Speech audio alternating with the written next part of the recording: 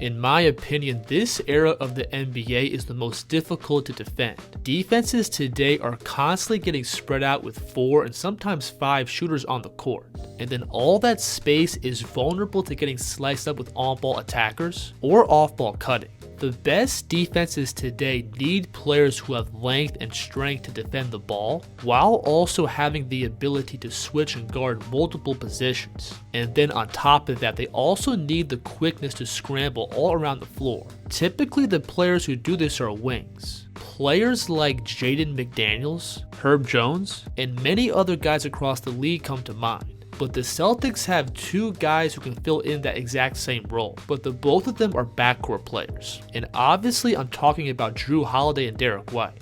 Now again, both of these guys have the physical tools and IQ to be effective defenders from pretty much every spot on the floor, but I think the both of them do their best work defending on the ball. Now let's start this off by looking at Holiday. On paper, nothing physically jumps out about Jrue's build. He's a 6'3", 210-pound guard with a 6'7" wingspan, but what really makes Jrue special as an on-ball defender is his blend of strength and mobility. Holiday always keeps the ball in front of him. He's elite at turning his hips and heading off the offense's attacking angles, which then leads to these difficult contested jumpers. But while he's twisting his body and moving to stay in front of the ball, he's also got the ability to absorb contact from the offense. You'll see Kyrie Irving here attacking him with a head of steam, and he's going to try to attack towards the middle, then lower his shoulder into Holiday's chest. But again, Jrue has the stability to absorb this contact and stay in front. I think Jrue's strength has really given Irving some problems throughout this series. If you've seen any of my Kyrie breakdowns, we went over how physical Irving is with the ball and how he loves to initiate contact and attack through the defense's frame to create driving angles. But against Jrue, I don't think Irving has the same physical advantage, which has led to his downhill drives constantly getting walled off. And that physicality on the ball also breaks up Kyrie's rhythm while he's attacking. Notice here how he initially gets the outside angle on Holiday, but Kyrie has to stop and initiate contact into Jrue's body in order to keep his driving line. But that then gives Brown plenty of time to slide up and perfectly time Kyrie's finish.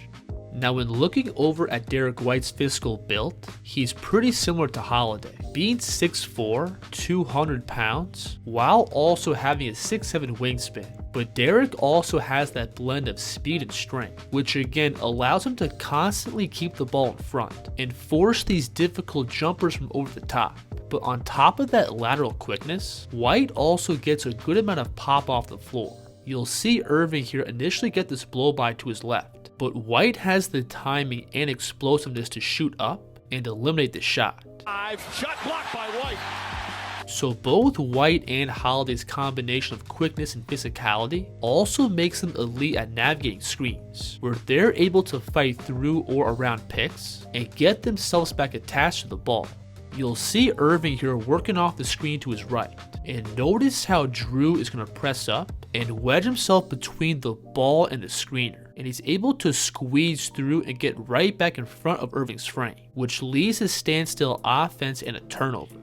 This is also a nice play here, where Jrue's going to step up and extend his inside foot through this gap, which again prevents Irving from turning the corner, which leads to another standstill possession for Dallas. So on the ball, both White and Holiday have made things much tougher for Kyrie Irving. They've kept him from consistently getting into the deep paint, and they've forced him out into these difficult contested twos. And it's pretty obvious that Irving's efficiency and scoring volume has taken a pretty significant dip over these last 2 games. Now Luka overall has kept his usual scoring numbers. While Holiday and White are both really physical on-ball defenders, Luka is in his own weight class for point guards, and he's pretty much always going to be able to work and get to his spots. But I still think Boston's duo has effectively made Luka work for every point. Bit of a limp, yeah. Doncic a 3.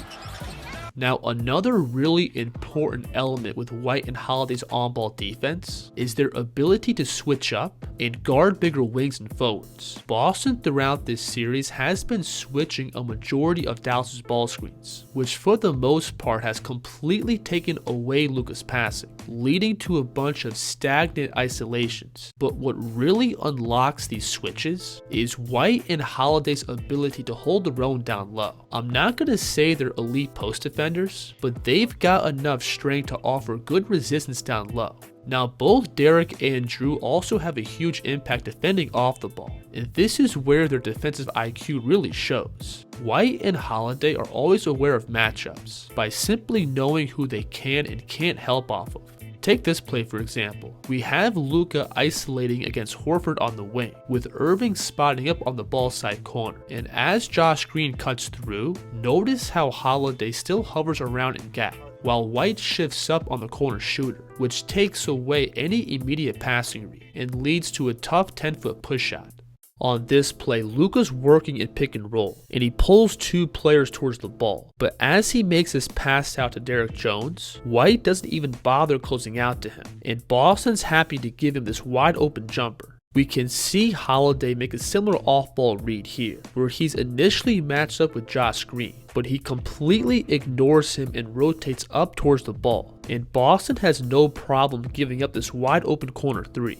But on top of White and Holiday's ability to read matchups, they've also got the mobility to help and scramble back to their man. This is picture perfect gap defense by Holiday, where he shifts down and forces Luka to pick up his dribble, then rotates back out to his man to take away the kick out. And this forces Doncic into another tough contested 2. Now specifically in gap, I think Derrick White is one of the best defenders across the league, because on top of his quickness and defensive IQ, he also has that verticality off the floor. Watch him here slide across the nail and close off this Luka drive, and when the ball gets kicked out to Washington, White's got the speed to scramble out and take away the shot. Plus he also has the explosiveness to rotate down and meet PJ at the rim.